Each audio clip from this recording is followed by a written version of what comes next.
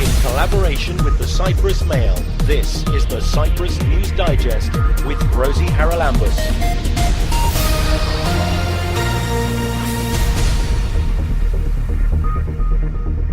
Coming up this week, we'll talk to the Minister of Communications and Transport about the future, if any, for Cyprus Airways.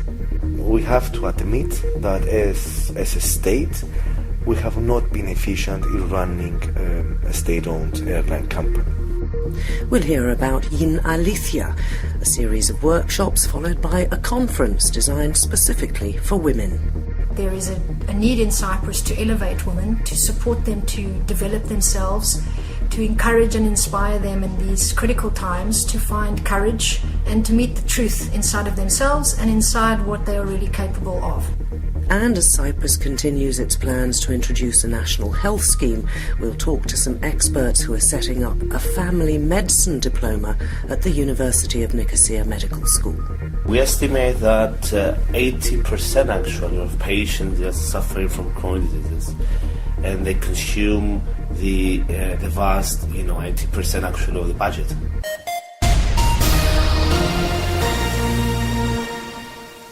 The dust seems to have settled somewhat after the demise of the national carrier, Cyprus Airways.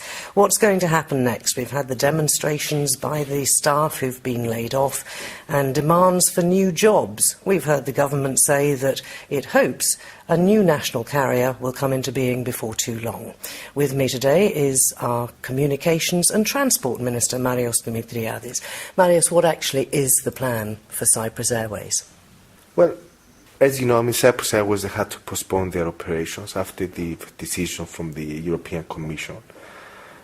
Regarding the name and the logo of the company, again, we were going through a process now where we're going to hire consultants, and the name and the logo will be auctioned, will be tendered basically, and we hope to find somebody who will utilize this name to start a new company, a new local company.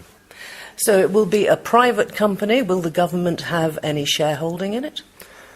Of course, it's too early to say anything on this. This is a matter which is handled by the privatization unit, by the privatization commissioner.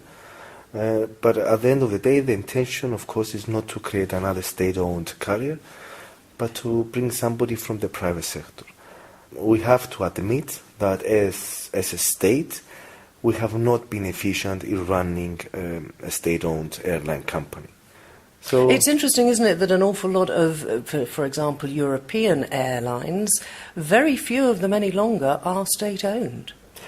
Some months ago I had a meeting with colleagues from other countries, and everybody was saying the same, that the ones that they still have a state-owned airline company, which is only from some small countries like Cyprus, they were saying the same, that their companies have a lot of problems, and basically they were afraid about the future of these airlines. The airline industry is a very competitive industry, especially within the European Union, where no state aid is allowed. And I'm afraid that the model of having a state-owned company is not viable.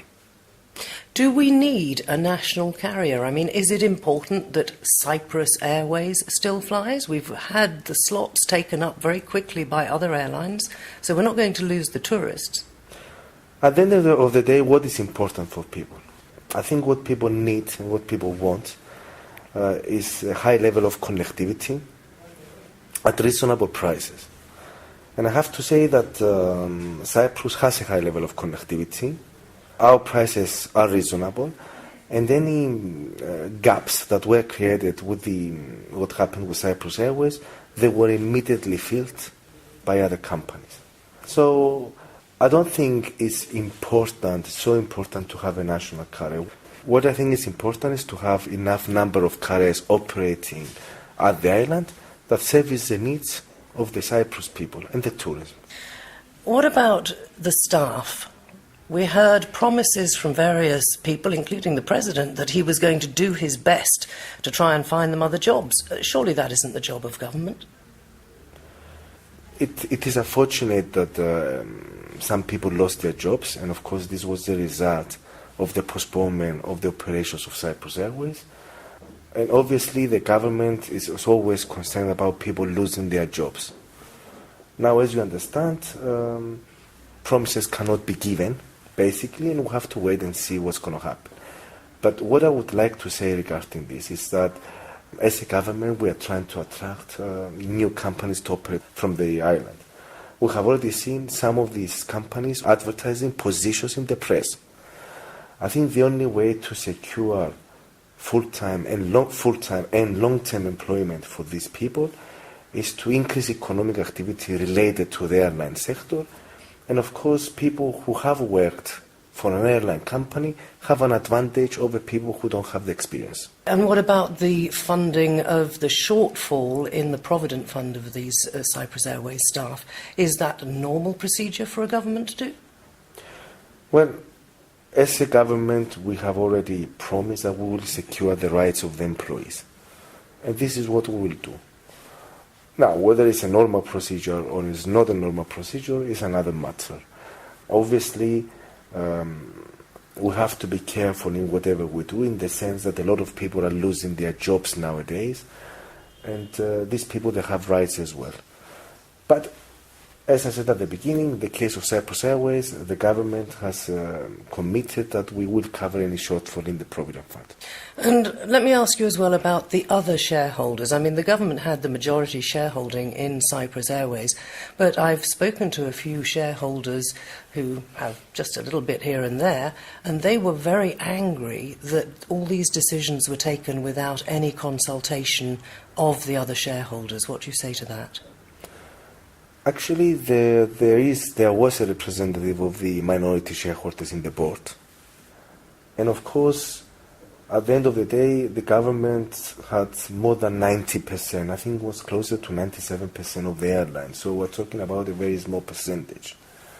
We're talking about a company that has been losing money for the last years. The government has been funding these losses. There was no participation from any other shareholder. So, to be honest, I cannot understand what their complaint is. Of course, we live in a democracy, and if they have any complaints, they can go to the court and file a formal complaint about it. Let's get back on to positive things. Your hopes then for obviously finding an investor who will take on the Cyprus Airways name.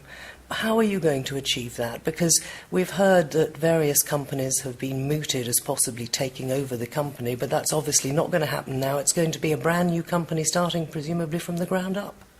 This is what is likely to happen at the end of the day. It's going to be a new company. But let's wait and see.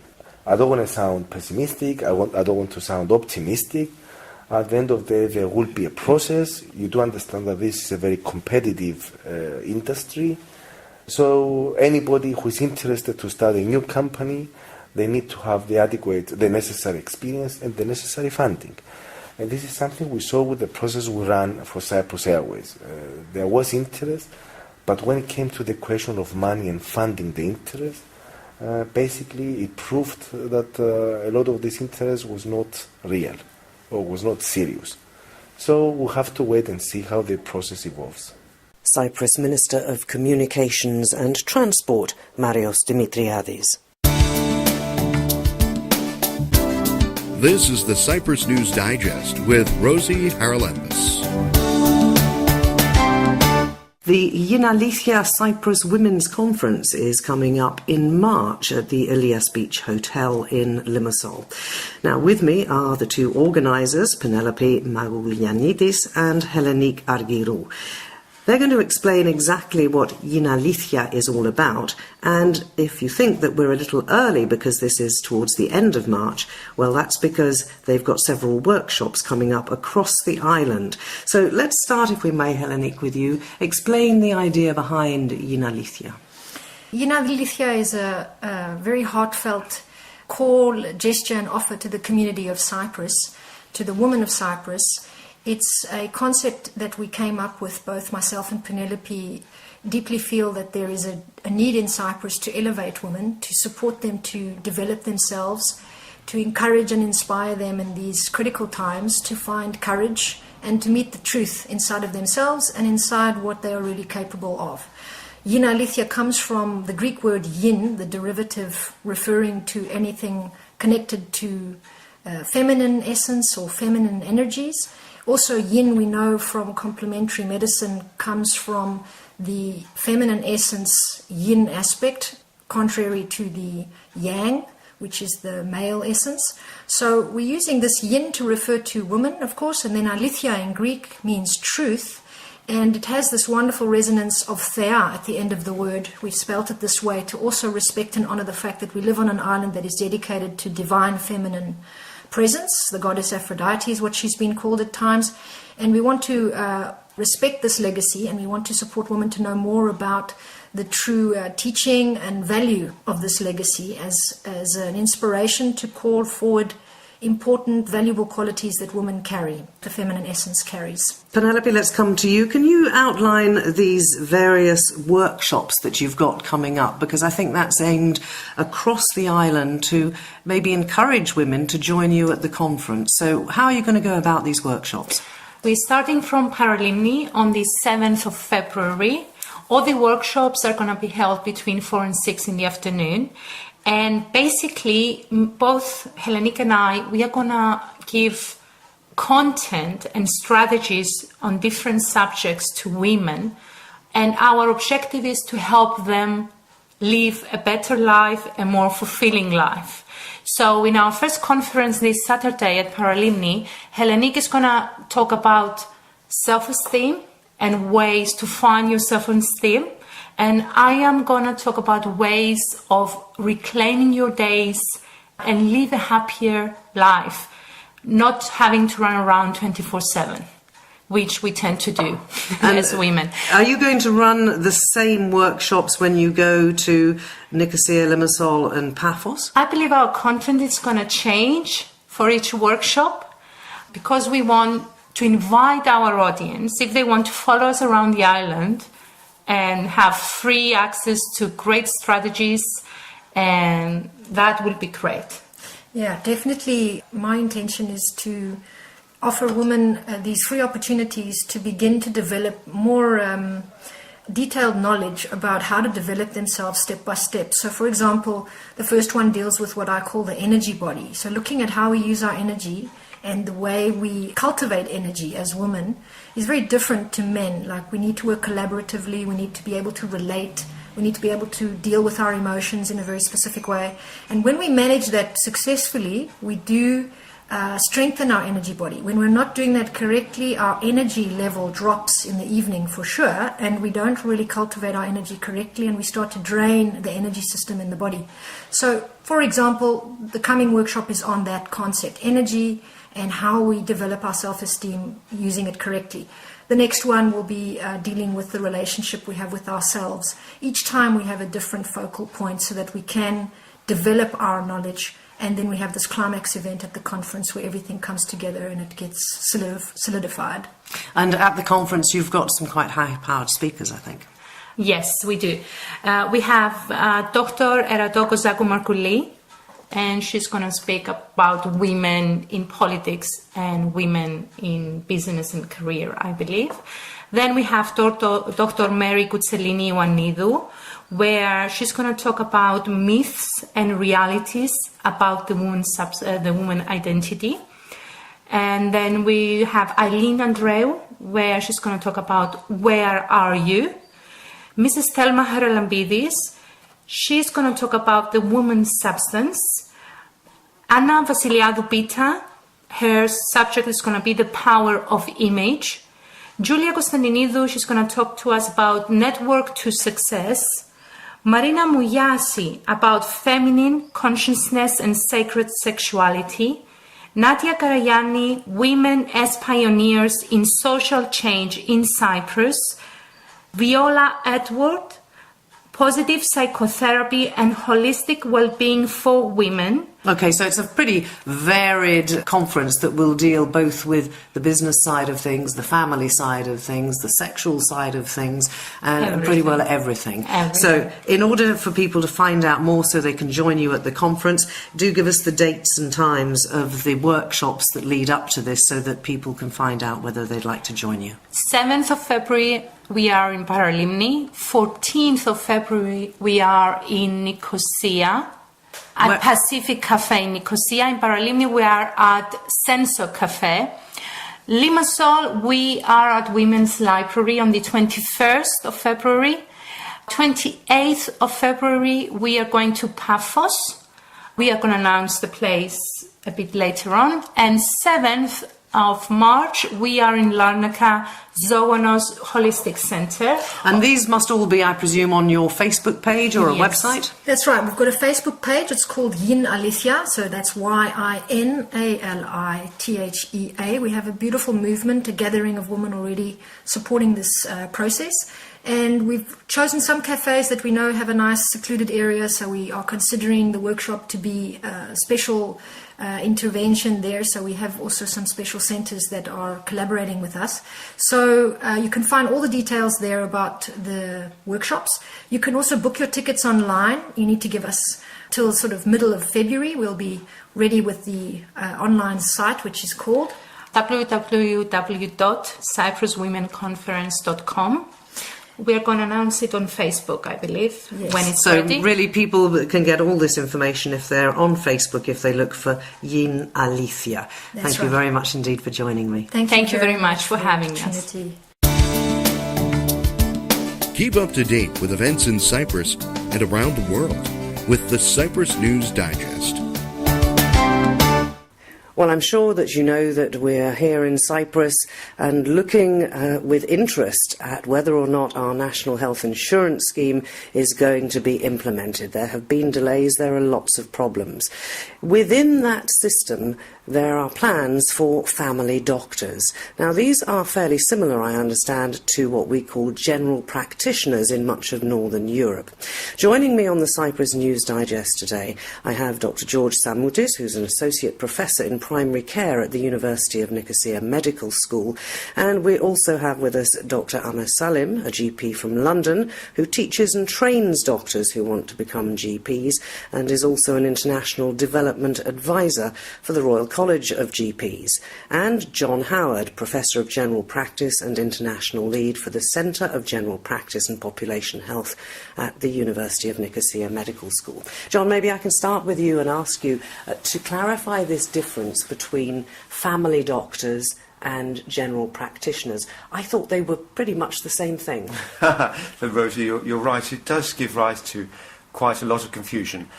If we look at family doctors as being those who had speciality training to become generalists, looking after first point of care for patients in the community, the speciality training in the UK is called general practice, as it is in a number of countries, as you've mentioned, in Northern Europe. But for many countries throughout Mediterranean, Middle East and further afield, general practitioners are those who have just finished their medical school training and have got their primary degree and then are practicing in the community but have had no speciality training for family medicine. So what sort of special training is needed for family medicine on top of the usual just medical degree? That's a good question, because family medicine is actually a distinct speciality in itself. It covers the whole of generalism. That means looking after particularly medical problems, but also all ages and sexes. But it provides an important help for patients in working their way through the system. For example, if they needed to be referred to a specialist, a hospital-based specialist, for instance a cardiologist, then the general practitioner, who has had specialty training, or family doctors we like to call them, would be able to assess to see whether they really do need to see that cardiologist or not, and undertake the basic investigations. And when the patient comes back to them again, then they will be able to be in a position to be able to monitor and implement further care for that patient. George, if I can come to you, it seems to me that as well family doctors or general practitioners are very much involved probably in the care of patients with chronic problems, because it's a long-term thing very often these days, isn't it? That somebody is diagnosed, they're put on a course of treatment, but they live with that treatment for many, many years sometimes. And I presume it's the sort of sequence and assurance that the same person understands their problem that's important. Absolutely, Rosie. We estimate that 80% actually of patients are suffering from chronic diseases, and they consume the vast, 80% actually of the budget of the NHS. So it's important to provide them with continuity of care, with a holistic approach that will have a single person, a single team actually, because primary care, it should be a team approach, that we care for them, because we're not curing chronic disease, actually we care for them. So in order to provide a comprehensive care, you need to have a well-trained family doctor that will undertake all the responsibilities of looking after this person as a person, because we're talking about patient-centered care as well. And then, as Professor John Howard said before, when it needs to see a specialist or when it needs to go into the hospital for further investigation, this person, this team, primary care team, the family medicine team, will take care of him and will help him to navigate into the system as well. And if I can come to you, Amer, you are advising on how this new diploma that's being set up in family medicine at the University of Nicosia Medical School should be how it should be set up. What sort of things do you advise? What are the main priorities when you're putting together a programme for students to continue their studies after they've graduated as doctors to go into this sort of medicine? In the UK, we've now had an NHS system since 1948, so for many, many years. And that system has been led by GPs. So primary care is bedrock of the NHS in the UK. Now, it has developed over those years, but for the last 30 years, the GPs that have been produced have come out of a rigorous training programme. So at the moment, in order to become a GP, one studies medicines, one spends 2 years in hospitals, and then one does a 3-year training programme. And at that end of that training programme, a GP must be competent for safe practice. So they must be adequately trained, and they must pass assessments in order to demonstrate their competence. And what we hope to do, what the Royal College of GPs hopes to do, is to try and share some of our experience and some of our expertise in helping the University of Nicosia develop their diploma, develop their curriculum for teaching, and develop their assessments. And the assessment is what you will be doing at the end of September, I think, when the diploma course has run its course, to see whether this can become a master's programme. So what sort of things do you look for? The University of Nicosia will be doing the assessments, and me and the college will only be advising them on how to deliver those assessments. But what we hope to do is accredit the diploma so that the diploma is recognised as being comparable to our postgraduate exam, which is the MRCGP. In University of Nicosia, it will be the MRCGP International. So what we look at the quality and the delivery of the teaching programme, but we also look at the quality of the assessments. And there will be 3 assessments. There will be a sort of knowledge test, so a multiple choice question paper that will be delivered. So we'll look at the quality of the questions and how the standards are set. There will be a clinical exam. So the clinical exam is like a GP surgery. So the student will demonstrate how they communicate, assess and manage patients. So we'll look at how that exam is assessed, how the examiners are trained, how the simulated patients, the actors, are trained. And then we'll also look at the third component, which is workplace assessment. So it's the candidates reflecting on the learning and work they're doing in their own clinical practice, and how they are assessing for themselves the care they're delivering. So we'll look at those assessments as well. John, a lot of doctors or student doctors tend to think that once they've graduated, they need to specialise. Now, I know that you said at the beginning that this is a speciality, but it's not considered by some students to be, is it? They are all thinking of going into gynecology, cardiology, paediatrics or something else. Yeah. How do you sell the idea of a general practitioner? Yes, you're not alone in Cyprus in thinking that. It's the same experience throughout the world, actually. Even in the UK, where it's anticipated to be able to support the NHS throughout all the financial and political turmoils that are going on, that 50% of graduates from medical schools in the UK will become general practitioners. Yet, the aspirations of many coming out are saying, actually, I want to do anaesthetics or radiology or surgery. And so this leads on to the importance of in due course in Cyprus, them growing their own GPs. So by that I mean that the medical school providing a really, really good example of general practice during the medical school period. So in the UK, we have medical students coming from year 1 right the way through to year 5 or year 6 into general practice so that they thoroughly understand. And it's usually a revelation for them. And providing you can provide a really good experience for them at the undergraduate stage, then that helps a great deal in the recruitment for then specialty training.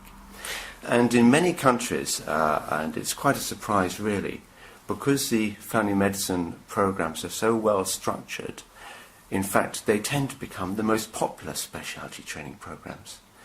But it's an age and stage situation, I'm afraid, and the first thing we've got to do is to actually establish a really good basis, a really good MSc program, which is well structured, very well assessed, and sets high standards. And John mentioned something there, George, which is one of the problems I see in us setting up our national health scheme here in Cyprus, and that is that I would think probably, 98% of patients in Cyprus, if they get a chest pain, they look up a cardiologist and they go straight to the specialist. They do a sort of self-diagnosis, which obviously a GP or a family doctor would be doing rather than the patient. But we don't seem to have this acceptance of, in a sense of respect, for the general practitioner. They want to go straight away to the top man here. Precisely, Rosie. I think this has to do with the structure of the health system in Cyprus. That's why the new NHS will be heavily dependent on primary care. So the new NHS will be a primary care-driven system, and each of us living in Cyprus will have to register to a GP, so to a family doctor. We're going to call it personal physician. How are we going to do that when we have very few of them? That's why it's important that the University of Nicosia Medical School has designed and introducing this postgraduate training in family medicine. So I acknowledge that we have a lacking of GPs, we're lacking of well-trained GPs in Cyprus. That's why we need to have a plan of training them, of providing continuous medical education to them, in order to ensure that we've got competent GPs in Cyprus and they will do the job as we wish to do. That's why I think I want to underscore the importance of this initiative of the University of Nicosia Medical School and the importance of collaborating with organizations like the RCGP and world-known professors to set up together postgraduate training general practice in family medicine. So I think it's important, and it will be one of the critical success factors for the new NHS to have well-trained GPs, and without a training program you cannot train them. That's why I think it's extremely important that we are collaborating with the RCGP and we're running this postgraduate course in our medical school.